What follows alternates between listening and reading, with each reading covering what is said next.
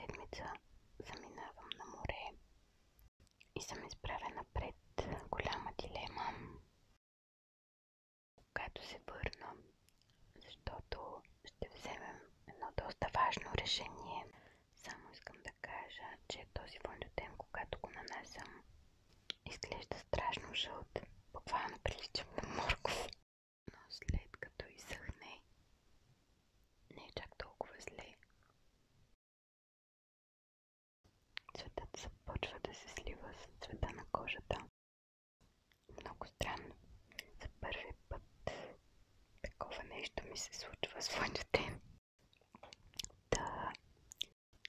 Казвах, че сме изправени пред страхотна дилема, когато се върнем от морето, защото баща ми ни покани да отидем да живеем при тях.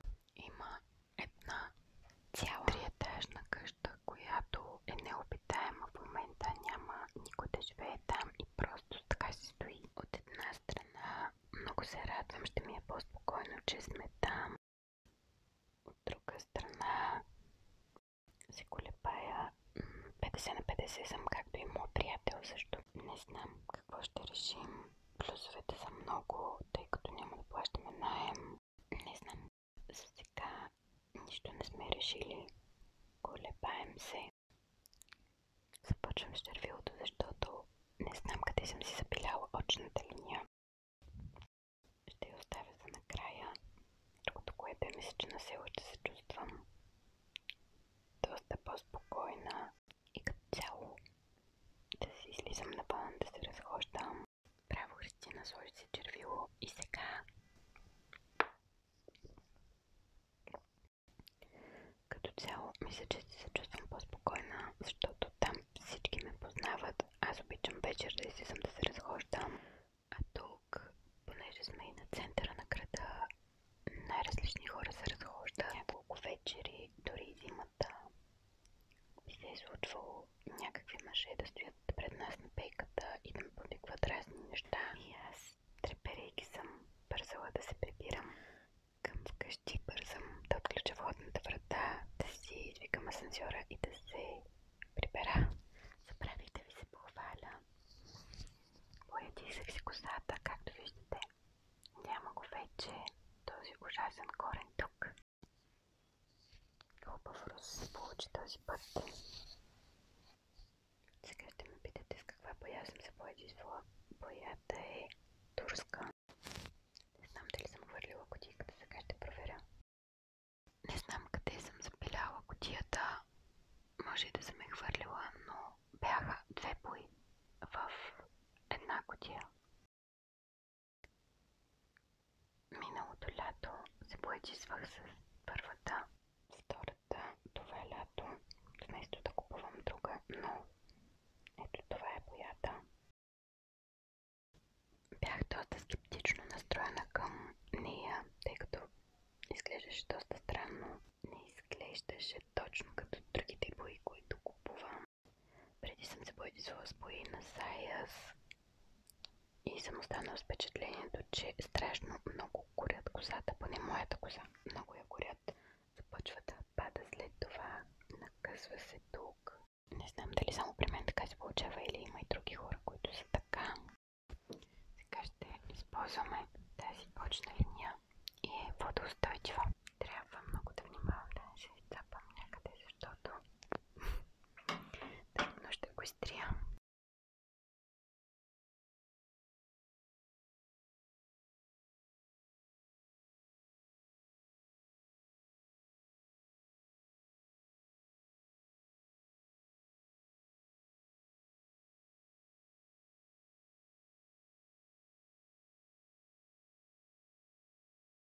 Трябва много да внимавам да не се нацапам отгоре, защото нацапам ли става страшно.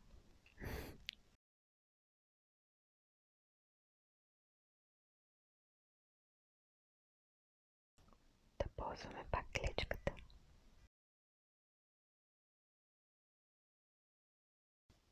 Както знаете, в предните ми видеа съм ви обяснявала тук, където живеем. Под нас има едно семейство с 3 деца, които са страшно шумни. А на село, където ни вика баща ми, сега да живеем, там имаше жена. Тя не е българка. Той е българин. Преди около 3 или 4 години тя дойде, нанесе се при него. Има едно детенце, друг мъж. Мисля, че е на около 7 или 8 годинки. Може и по-голямо да е, не знам, ще ви се лъжа. И година след това роди още едно детенце от българина. И след това роди още едно детенце. Беше много интересно, защото в началото на годината ражда едното детенце, в края на годината ражда другото детенце. Аз много им се радвах. Бяха страхотно семейство. Казвам бяха, защото не я виждам от месец насам. Не я виждам там, когато ходя при нашите. Нито децата, нито нея. Много им се радвах. Бяха страхотно семейство. Тя е вегетарианка. Също така държи много на тялото си, тренира. Храни се здравословно. Има страхотно тяло. Просто за жена родила 3 деца. Уникално тяло има. Страхотно семейство. Просто като по филмите. Но от няколко дни насам забелязвам, че ме е махнала от Фейсбук. Не знам каква е причината. Дори да са се разделили, аз каква вина имам? В смисъл, не знам защо е решила така да постъпи. Но ако гледате видеото, много ви се кефих. Страхотно семейство сте. Или бяхте. Не знам какво се случва там при вас. Не знам където и да отида. Попадам на някакви много странни съседи. В Бургас човек, който е под нас, слуша много силно рок музика. И метал също. Тук, където живеем ние, в съседния апартамент, живее един учител, който също слуша много силно рок музика.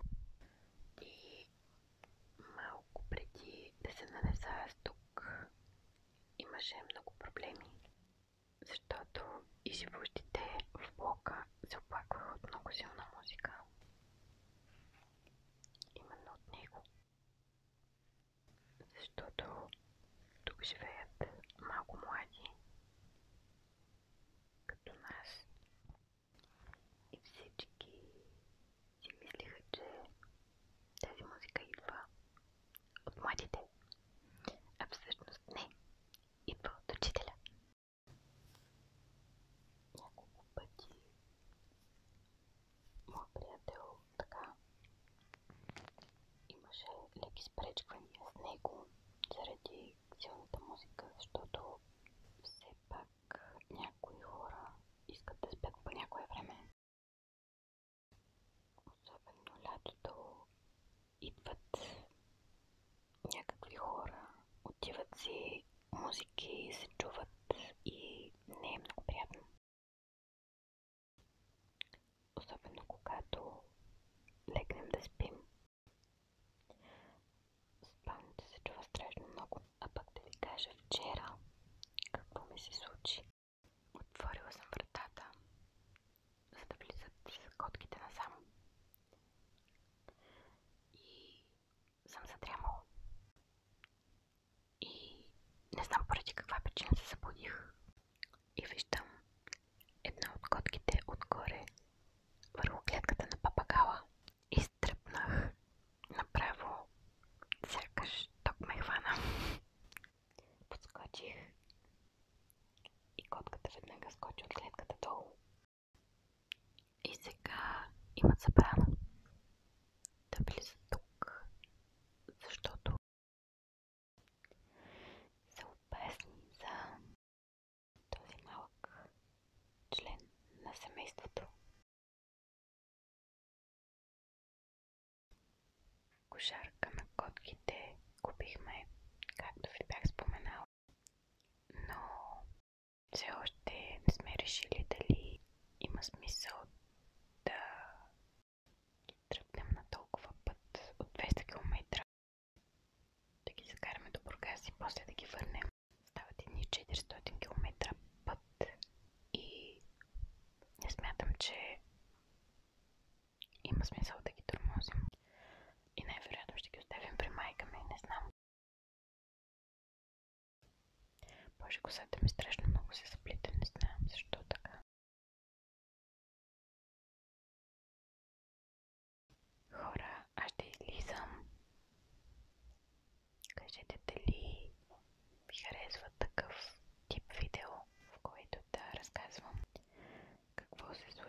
живота ми, какво се случва около мен и с хората около мен.